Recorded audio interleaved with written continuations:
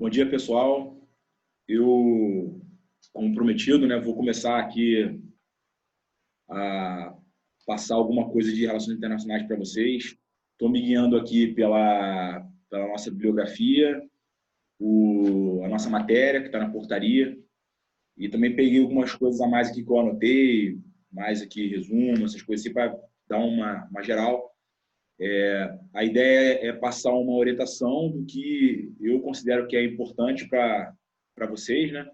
E aí, fica combinado o seguinte: se por acaso ficar alguma dúvida, alguma coisa que vocês por acaso não entenderam direito, aí a gente conversa, e aí eu vou tirando ali as dúvidas de maneira específica, para a gente não deixar o vídeo aqui muito extenso, né? Então, o nosso programa ele começa com abordagem e contexto histórico das relações internacionais. Então, assim, é importante de cara saber que as relações internacionais ela é uma disciplina multifacética, né? Ela tem muita coisa envolvida nela. Mas algumas abordagens elas se sobressaíram perante as demais. Tá? E o livro da Karen Minch, ela coloca essas abordagens em um enfoque muito bom, muito bacana. E aí vale a pena. Eu já de cara tem lá no nosso Drive, tem esse quadro resumo aqui, ó, que inclusive também consta no meu resumo. Tá? Eu dei até uma aperfeiçoada nele um pouquinho, mas o fato é o seguinte: esse quadro resumo ele ajuda bastante a gente entender, né, o contexto. Né? Então, basicamente o seguinte: as abordagens elas variam, né, entre o realismo e o neorrealismo, que possui uma forma de ver a mudança, possui uma forma de ver o Estado, uma forma de ver o sistema internacional, uma forma de ver o indivíduo. Tá? Possui o liberalismo e o socialismo neoliberal, tá? Que é uma outra forma de enxergar isso. Tá? Possui também o Estado, a visão radicalista, tá? Aquela visão mais dual, né? Baseada no ideário de Marx, né?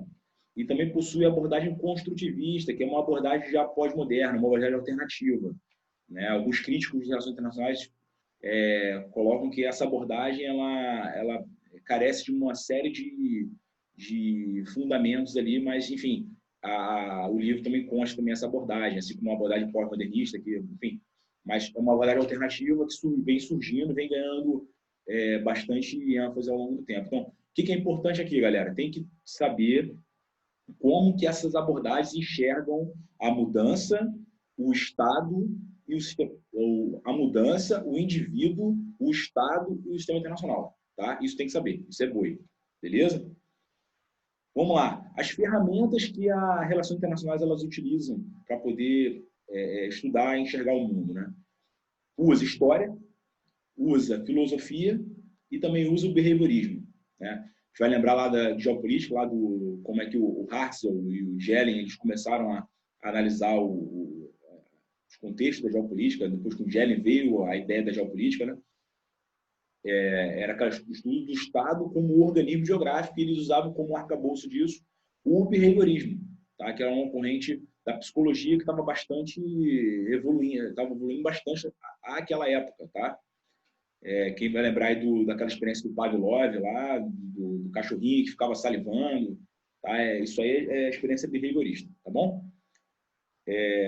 Então, assim, o livro fala alguma coisa sobre as influências da filosofia, tá? Que eu vou perder muito tempo aqui, tá? É só importante saber dessas abordagens e entender que eles enxergam o Estado como um comportamento, né? As diversas abordagens, né? Enxergam o Estado com uma característica mais pensando em pessoa, mais como Estado, isso é o behaviorismo, olhando o arcabouço histórico e pensando em termos filosóficos. Beleza? É isso aí. Uma coisa que eu não comentei é que eu falei do construtivismo, né, mas naquela ideia do construtivismo ser uma abordagem alternativa. Né? A abordagem alternativa ela tenta desconstruir, né, aqueles conceitos que já vinham sendo consolidados ao longo do tempo, principalmente ali do realismo e do liberalismo. Tá legal? Bom, agora passar um pouco no capítulo 2 sobre o contexto histórico das relações internacionais. Né? Então, assim, normalmente graduações de Relações Internacionais, o estudo começa de um momento muito importante da história mundial, que é chamado de Paz de Westfália. Tá? De 1648, ela, na verdade, foi uma sucessão de encontros, né, que geraram tratados e que depois se culminaram em 1713 com o Tratado de Utrecht também, que foi da sucessão espanhola. Enfim, isso é outra história, mas o fato é o seguinte: esse processo ele significou uma mudança de paradigma no processo interno dos países e externo também. Tá? Se você lembra lá de política, lá do Jean Bodin, que vinha falando sobre as ideias de soberania no campo interno, né? Isso aí no século já XVI, e também o Grosso, que deu uma contribuição muito grande para o Tratado de Westfália, já no século XVII. Tá? Então, assim, essas ideias estavam se desenvolvendo, né? A ideia de soberania, a ideia do Estado moderno, né? Com um sistema jurídico mais voltado para o jeito romano, unido, um exército permanente, porque até então existia muita influência de mercenários, uma burocracia organizacional bem desenvolvida, aquela despersonificação do Estado, né? De forma que você separasse moral e religião da política. Tudo estava acontecendo naquele momento, tá? E a partir daquele momento ali, no século XVII, metade do século XVII, né, com a Paz de Westfália, você tem ali uma separação, de fato, ali entre relações de indivíduos e relações de Estado. Tá legal? Então, esse é um campo bem, bem importante, tá? Então, eu destaco essa parte aí. Vamos lá. Do século XVII para cá, tiveram algumas coisas que foram se modificando, né? Então, assim, a gente vai lembrar século XV, século XVI, século XVII, ali, a evolução da Reforma Protestante.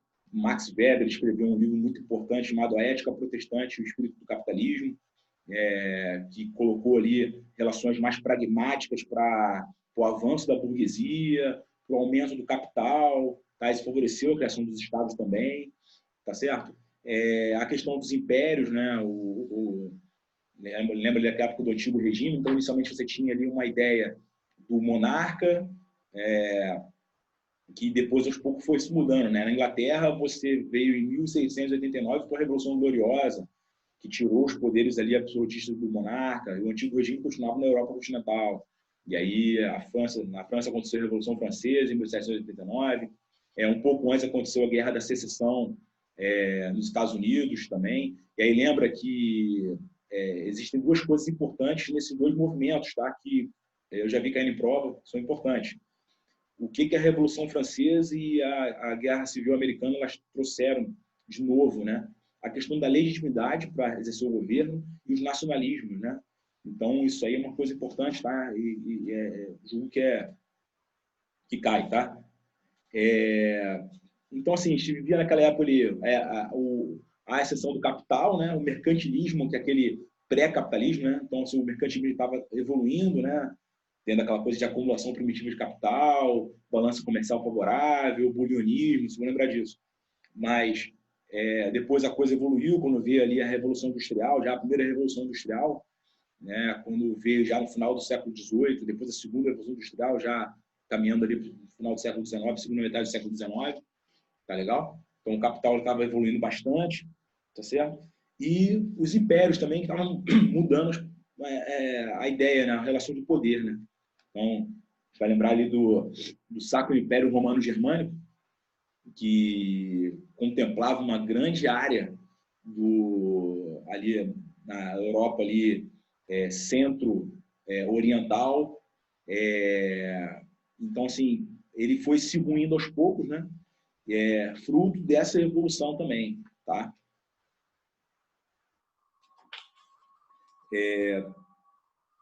E aí aconteceu uma coisa muito importante. E aí vocês vão lembrar o seguinte: a Revolução Francesa aconteceu em 1789. Depois disso, aconteceu uma época de terror, né, na França, e veio a ascensão de Napoleão. E aí a Europa passou por um período bastante complicado, que foi aquele processo de dominação napoleônica, né, que só foi freado ali no avanço para a Inglaterra, porque a armada francesa ela foi incapaz de derrotar a armada britânica, então foi derrotada na Batalha de Trafalgar, e ao mesmo tempo ela também foi derrotada na Rússia, né? O exército francês foi derrotado no seu avanço para a Rússia. Então, fruto disso, no final das contas, aconteceu em 1815 algo muito importante, que foi o Congresso de Viena. Tá?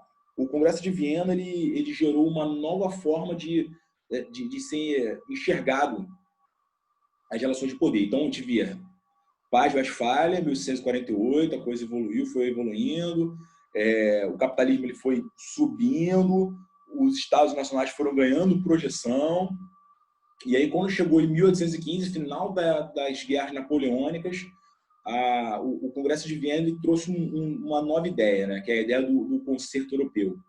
Então, naquele momento ali, o que era o concerto europeu? Era um esquema de equilíbrio de poder, e isso é uma coisa bem realista, vou comentar sobre isso daqui a pouco, onde você tem um país que exerce uma figura meio que de fiel da balança, né, aquela coisa do check and balance, né? Então ele faz ali meio que uma arbitragem, né? E você tem ali os países daquele sistema que teoricamente é um sistema fechado, né? Onde nenhum país pode sobressair o outro em termos de poder, tá? Se um vai um pouco mais, o outro tem que cair. Então, enfim, você vê, por exemplo, a Guerra da Crimeia, né? A Guerra da Crimeia foi uma guerra que envolveu Turquia e Rússia sobre aquela questão, né? Velho problema ali da passagem ali pelo Dardanelo, né? E aí a gente vê ali claramente ali a Grã-Bretanha ela assumindo ali o lado da Turquia, tá? Porque se ela ficasse ao lado da Rússia, ela ia fazer com que esse equilíbrio não acontecesse, tá? Então, isso já foi questão de prova também, é importante entender esse conceito de equilíbrio de poder. Tá bom, pessoal? Muito bem, então veio o Congresso de Viena, então a gente passou ali por um período ali, digamos assim, de conflitos de baixa intensidade, o único conflito grande que teve foi a Guerra da Crimeia, tá? Ali no metade do século XIX, e aí a gente vai vendo ali uma série de acontecimentos que culminaram, a gente vai lembrar isso no estudo de história, né? Na unificação da Alemanha e na unificação da Itália, né? A unificação da Alemanha ela foi muito traumática, porque a Confederação Germânica ela era muito conveniente à França, porque a Confederação Germânica, que foi criada no sistema do Congresso de Viena, ela só se unia no caso de uma defesa, nunca para atacar. Então, assim, para a França isso era muito conveniente, tá certo? Então, no momento que a Prússia começou a exercer pressão, força, de dentro para fora, isso aí começou a prejudicar um pouco esse sistema de equilíbrio de poder, tá certo? Quando chegou em 1870, depois de manobras diplomáticas magistrais do Bismarck, né, que foi um excelente diplomata, chefe de Estado, ele conseguiu manobrar a situação de forma que ele conduzisse a unificação da Alemanha. Não vou ficar entrando em detalhe aqui, porque esse já é assunto de história, mas ele conseguiu, em 1870, depois da Batalha de Sedan, ele derrotou a França, e aí com isso gerou um sentimento revanchista na França, que já veio depois da Primeira Guerra Mundial, e a partir de então a Alemanha ela começou a exercer função de dentro para exercer pressão de dentro para fora da Europa. E aí isso culminou em 1885 com o Congresso de Berlim, que definiu algumas coisas relacionadas à colônia, imperialismo, para tentar refrear um pouco esse ímpeto, né, que depois aconteceu ali com relação à Alemanha e à Itália.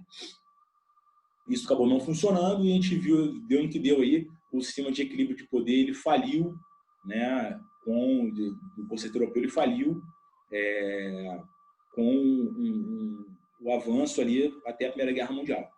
Tá legal?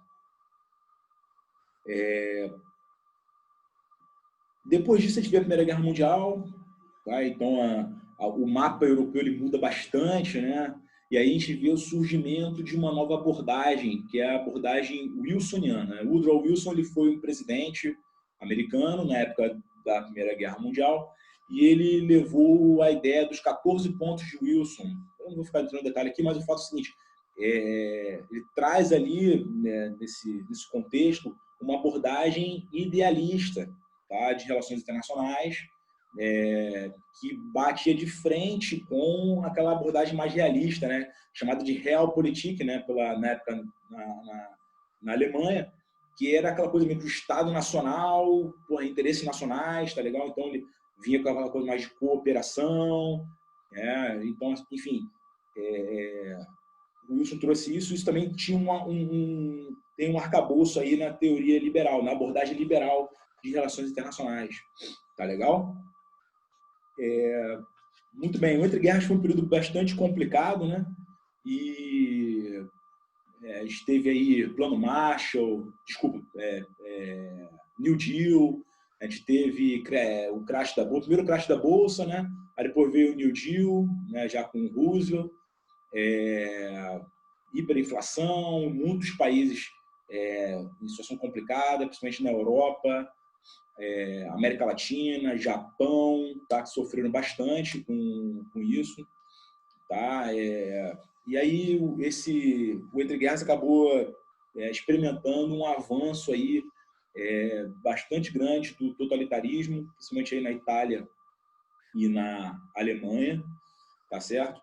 E aí a gente teve a Segunda Guerra Mundial. A Segunda Guerra Mundial ela trouxe outros ingredientes que a Primeira Guerra Mundial tinha deixado já, né, meio que no ar, né? Então, aquele revanchismo que tinha aparecido lá na Guerra Franco-Prussiana, gerou a Primeira Guerra Mundial. A coisa ficou porque, no final da Primeira Guerra Mundial, o Tratado de Versalhes ele gerou um prejuízo muito grande para a Alemanha, né? Então, aliás, importante, pessoal, uma coisa boa, nos últimos 100 anos, os dois grandes momentos em termos de tratados e o que foi gerado em termos de direito internacional para o mundo, que modificou o mundo. Primeiro, Tratado de Versalhes, 1919, final da Primeira Guerra Mundial. O segundo, a Carta de São Francisco, que criou a ONU. Tá? BOE, essas duas coisas são muito importantes, tá, pessoal? Então, assim, ao término da Segunda Guerra Mundial, o mapa ele não mudou muito, mas, em compensação,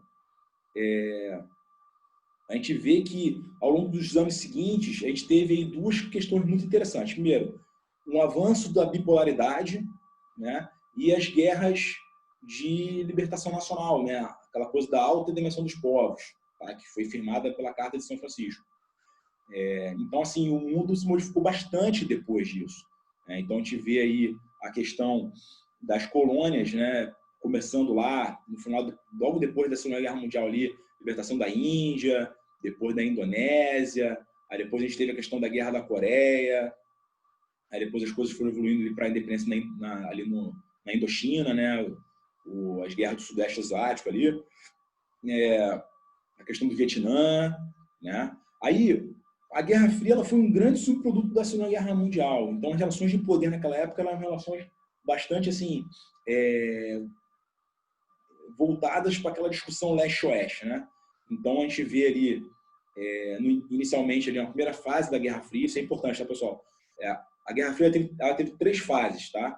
A primeira fase ela aconteceu ali de 47, tá? Quando de fato a cortina de ferro desceu, até 1961, mais ou menos ali, que foi quando o Kennedy assumiu o poder, tá? Então, assim, nessa primeira fase, a gente tem um avanço das hostilidades, né, um avanço das potencialidades entre os países, tá certo? Entre a União Soviética e Estados Unidos. Depois disso, a gente tem a fase chamada de detente, né, uma fase, digamos assim, de estabilização, né? Então, assim, ambos sabiam da ameaça mútua um do outro, mas procuravam, ao mesmo tempo, ali, se conter, tá certo? A gente vê ali, nesse momento ali, um avanço bastante flagrante ali da teoria da contenção, né, da doutrina Truman. Então, isso é uma coisa interessante vocês observarem, tá?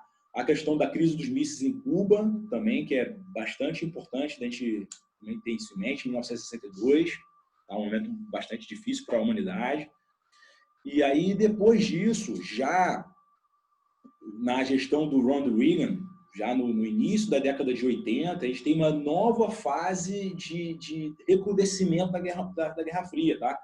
E aí vem aquela coisa da iniciativa de estratégia de defesa do Ronald Reagan, Guerra nas Estrelas, e aí a União Soviética, por uma série de motivos internos também, né, obviamente, e externos como esse, acabou se esfacelando ali no início da década de 90 ali. Tá legal? Algumas coisas interessantes da Guerra Fria, né? Primeiro, dissuasão nuclear, Então, foi algo totalmente novo, né? Aquela coisa da possibilidade, né? do holocausto nuclear, tá? Aquela divisão de poder, né? Que depois orientou, eu vou falar sobre isso no próximo vídeo, quando eu for falar de política externa brasileira, orientou ali um pouco, ali, inicialmente Castelo Branco, e depois a coisa começou a sair um pouquinho. A hegemonia americana no lado ocidental, tá?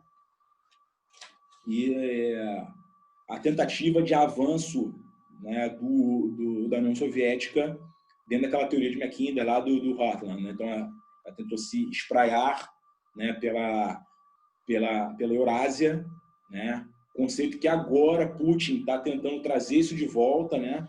A gente vê a União lá de Cooperação Euroasiática, isso é uma coisa importante, tá? Muito bem. Aí depois veio o final da Guerra Fria, né? Então, no final da Guerra Fria, a gente tem duas perspectivas diferentes, né? Uma perspectiva ali americana, que a gente tem mais aquela coisa ali, né? Hegemonia americana, vitória da democracia liberal, tem aquela coisa do Fukuyama, né? Destino teleológico da humanidade, enfim. E a perspectiva da União Soviética, né? Onde você tinha ali uma série de fatores políticos, econômicos e sociais que fizeram com que o regime soviético acabasse, né? Aí algumas coisas importantes aí, né? Nesse finalzinho de União Soviética, né? A gente teve a invasão do Afeganistão, foi um período bastante complicado aí para a União Soviética. Ela tentou avançar. É óbvio que era muito conveniente para a União Soviética exercer domínio no Afeganistão, porque dali ela tinha um certo comandamento ali sobre toda a região da Ásia Central, e dali podia se irradiar e chegar até o Índico, que sempre foi uma aspiração russa muito grande, o acesso ao Índico, tá? A questão da glasnost perestroika, né? A abertura e a transparência, né? E a própria desintegração, né, da União Soviética e a criação da comunidade dos Estados Independentes, tá legal? E aí depois se vê um novo milênio, tá? E ali faz alguns comentários aqui sobre a crise de 2008, sobre a Primavera Árabe. Bom, a Primavera Árabe, uma coisa que é importante aqui, que eu já vi algumas questões. É importante saber o seguinte: vários governos árabes, durante anos, eles se perpetuaram no poder, e aí certas garantias individuais, algumas outras questões relacionadas ali a direitos humanos foram ficando para trás, né? Isso aí acabou gerando a sublevação, principalmente dos mais jovens, e aí com o advento da internet, né, a gente vê aí que esses governos eles acabaram sendo forçados a sair, ou virava-se uma guerra civil, tá legal? Então isso aconteceu, né, em muitos países árabes, mas porém a coisa está em aberto hoje, né? A gente vê aí assim, as forças elas se estabilizaram, né? E a gente não vê um desfecho disso, tá? Tem vários países árabes ainda que ainda são bastante totalitários, digamos assim, e a gente não enxerga uma saída democrática para eles, né, num curto prazo aí. E a crise de 2008, né, tem a ver com os desafios, eu vou falar sobre isso daqui a pouco, mas os desafios do Estado Nacional, um deles é a globalização, tá? E aí a globalização ela leva também aquelas movimentos de capitais especulativos ao redor do mundo, e né, essa enxurrada de dólares acontecendo, ocorrendo principalmente nas economias mais pobres, elas acabam gerando problemas muito grandes aí para essas economias, né? A crise de 2008 que aconteceu nos Estados Unidos, né? Se eu lembrar do escândalo do subprime, né? Aquela coisa da Freddie Mac, né? Casas sendo financiadas aí para qualquer um. Isso gerou um problema financeiro enorme nos Estados Unidos, mas como os capitais especulativos estão ao redor do mundo, vários países sofreram com isso também. Tá legal? Bom, passando agora sobre as perspectivas, né? Então, nas perspectivas, a gente tem, é importante a gente avaliar, eu já dei até o spoiler aqui, a gente tem que ter noção de que as perspectivas, as quatro, elas avaliam indivíduo, Estado e sistema internacional, tá legal? Então, isso é o mais importante, beleza? E aí, vou pegar aqui a tabelinha, e aí vamos lá. Realismo. O papel principal, no ator principal, digamos assim, aquele que tem... vamos lá, o que é ator? Pessoal, isso é importante. O que é um ator? Um ator é todo aquele que tem a capacidade de fazer alguma coisa e a vontade de fazer aquilo. Tá legal? Não basta ter a capacidade se não tem vontade. Não basta ter vontade se eu não tenho capacidade. Tá certo? Então eu preciso comungar capacidade com vontade. Tá certo? E aí, esses atores, né? No realismo, você tem o Estado, né? E aí na versão neorrealismo, a gente tem um pouco mais da visão mais do sistema internacional, né? A gente tem no liberalismo também os Estados, mas juntando aí as organizações intergovernamentais, as ONG e outros atores também, as companhias multinacionais, enfim, tá legal?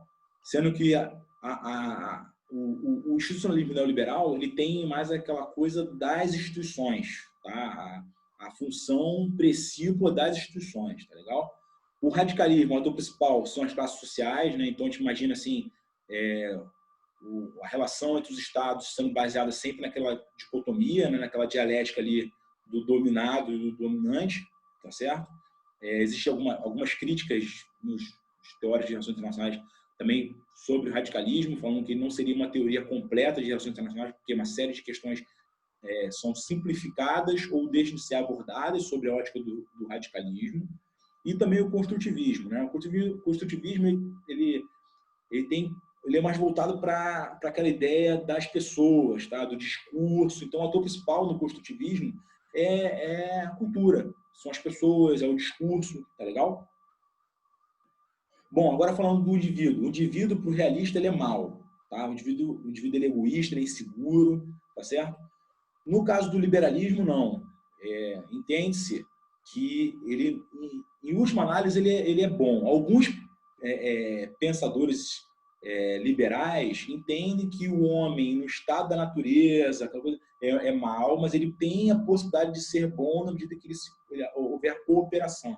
Tá? Então, no geral, ele é bom, ele é colaborativo, tá? É cooperativo, tá legal? No radicalismo, o indivíduo ele tem interesses voltados para a classe, tá legal? E aí o dominante quer explorar o dominado, tá bom? E aí a gente vê aquela coisa ali da engenharia, no radicalismo a gente vê muito forte aquela coisa da engenharia social, né?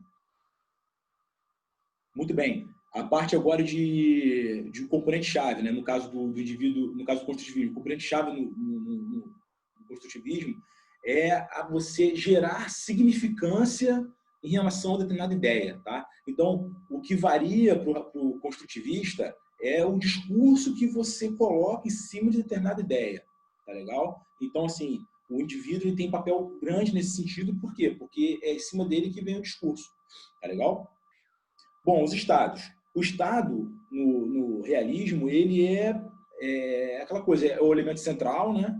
Ele é, assim como os indivíduos, ele é inseguro, ele é egoísta, ele busca o poder e sempre vê ali os interesses nacionais. Se eu lembrar lá, por exemplo, de Kissinger, né? Que falava lá para Nixon, né? Que para fora não vale direitos humanos, para fora não vale democracia, o que vale é o interesse nacional dos Estados Unidos. Vai ser uma abordagem muito realista, tá legal? No liberalismo, baseado naquela mesma ideia, né? O Estado ele é egoísta, mas ele pode ser bom, né? Aquela coisa ali mais daquela ideia, né? Do liberal democrata, né? E se no caso se o Estado for autoritário, ele é ele é mau, né? Tá? Então assim o liberal ele enxerga dessa forma, tá? Já o radical não. O radical ele enxerga o Estado como um agente da dominação, tá legal? E aí a gente tem aquela diferença, né, do instrumental, né, isso não vou entrar muito em detalhe aí, mas um Estado ele está inserido, no outro ele é de fato o que gere isso, tá? E da mesma forma como eu falei do discurso, né? No caso dos estados, do construtivismo, o discurso ele é fundamental, tá legal? Então, se o discurso ele assume um papel muito importante para o construtivismo, tá? Bom, sistema internacional. Para o realismo, o sistema internacional ele é anárquico, tá? Então, o que quer dizer anárquico? Quer dizer que é uma balbúrdia? Não. Quer dizer que não existe, ele é um sistema que busca-se a estabilidade, a manutenção do status quo. Vocês vão ver muito isso, né? O status quo. O status quo é aquela forma estável onde determinado coisa está. E você não quer alterar aquilo ali, entendeu? Eu não quero alterar meu status quo, tá? No livro das origens do totalitarismo, esse livro é muito bom, recomendo a leitura, mas ele fala de 3 coisas que são importantes no realismo, né? O status quo, o imperialismo e o prestígio, tá certo?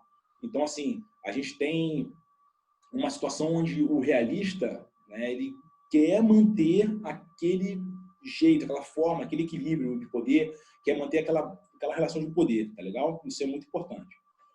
No liberalismo, não. No liberalismo, a gente tem uma anarquia também, mas só que nesse caso, essa anarquia, ela é, digamos assim, gerida, ela é restringida, existe uma série de patentes voltados à interdependência, tá legal? Dentro de uma ordem internacional, tá? Então, assim, da mesma forma que o realista, o liberal ele também enxerga o sistema internacional como anárquico, só que, diferente do realista, ele vê essa anarquia de uma maneira mais interdependente, tá bom? Já o radicalismo não.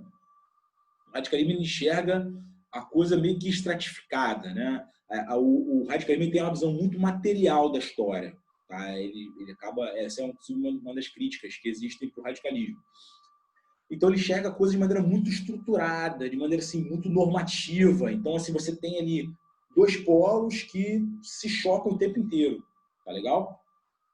E o sistema internacional para o construtivista, da mesma forma como eu falei, tanto para o indivíduo quanto para o Estado, é uma realidade contextualizada baseada no discurso, tá? Então, vê que a importância do discurso para o ideário construtivista, tá legal?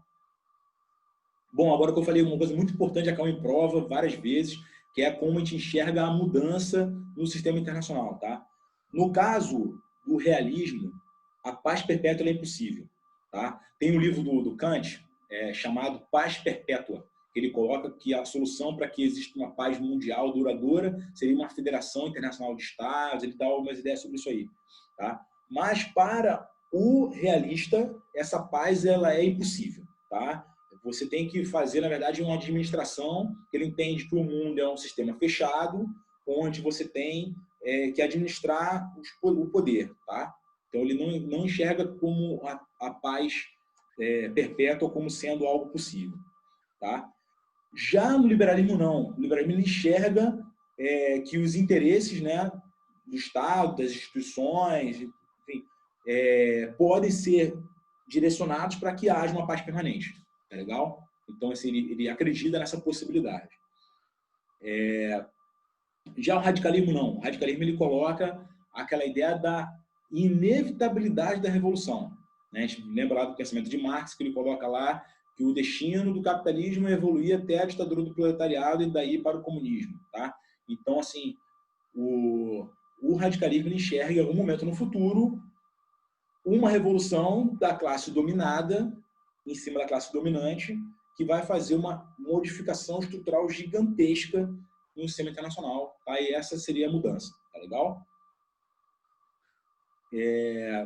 Por fim, no caso do construtivismo, ele também enxerga a questão do discurso. Tá? Então, a mudança no sistema internacional é possível baseada em discursos. Ou seja, à medida que eu for evoluindo o discurso para que a normatização social, também tem aquele foco normativo, tá? Só que embora tenha o foco normativo do radicalismo, mas o output, digamos assim, é diferente, tá? No caso do construtivista, ele enxerga que pode ser modificada à medida em que o discurso ele se coloca em determinado contexto para poder levar ao que eu quero, tá legal? Bom, as restrições do sistema internacional. Então, eu estava falando, por exemplo, do realismo, eu estava falando daquela questão do equilíbrio de poder, né? Se eu estou falando de equilíbrio de poder, eu estou falando de polaridade. Isso é uma coisa importante, a Cauê prova, tá? Isso é boi.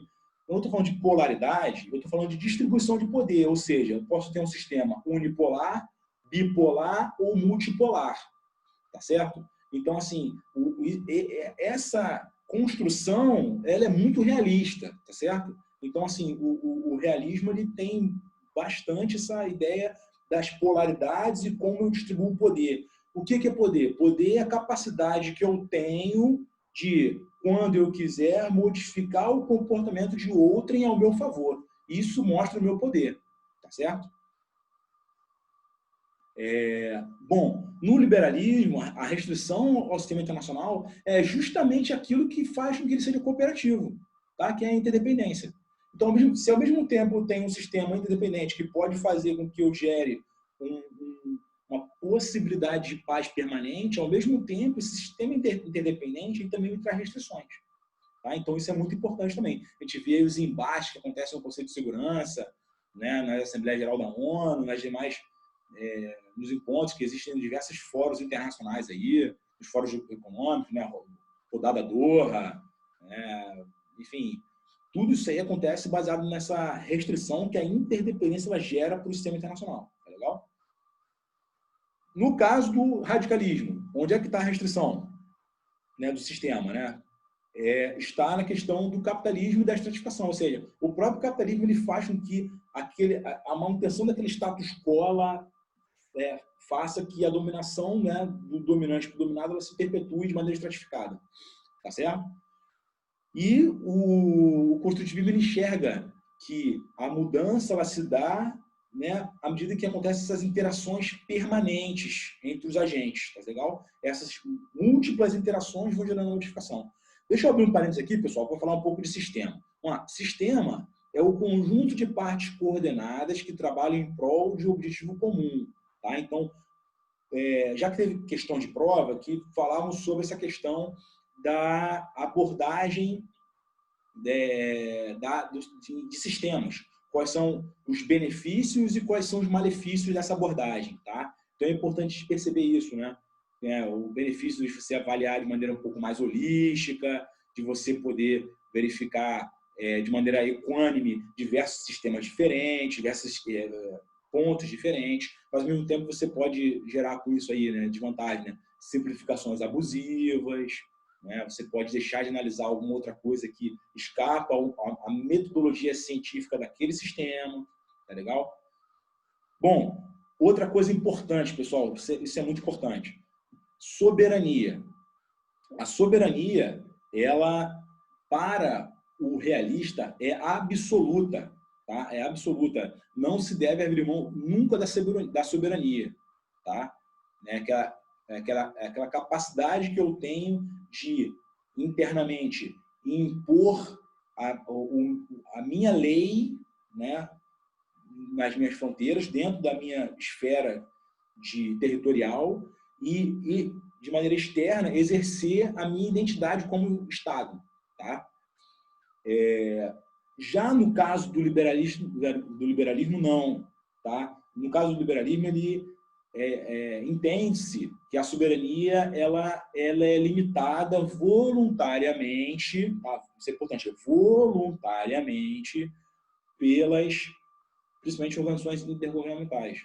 Tá legal? Então, assim, aquela ideia que a gente está enxergando hoje, né, que está lá, tem lá em geopolítica, lá do Pascoal Bonifácio, né, daquelas diferenças, né, que a gente está vivendo hoje, né, um mundo com muitos estados, porém com problema de soberania, entendeu? Aquela coisa toda. Então, assim, o liberalismo enxerga ali essa ideia bastante clara ali da soberania sofrendo uma influência externa, tá legal?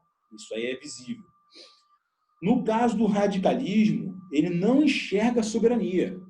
Tá? O radicalismo ele pensa em relação de poder entre dominante e dominado. Tá? Então, para eles, essa questão de soberania é balela. Tá? Isso não existe, isso é algo que foi construído pela elite. Tá legal? E no caso do construtivismo, ele entende como relativo. Tá? O construtivismo, por ele basear toda a análise dele em discurso, então ele entende sempre como sendo algo relativo. Tá legal?